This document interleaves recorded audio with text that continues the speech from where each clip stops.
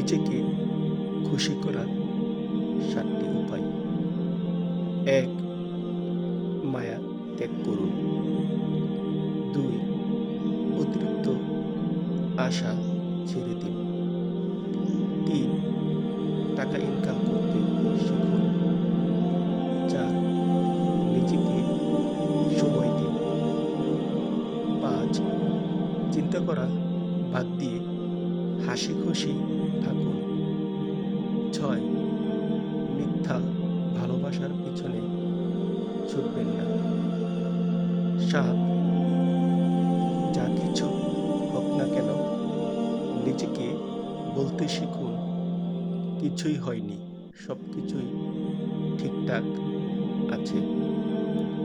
এই কাজগুলো করলে আপনি নিজেকে খুশি করতে পারবেন।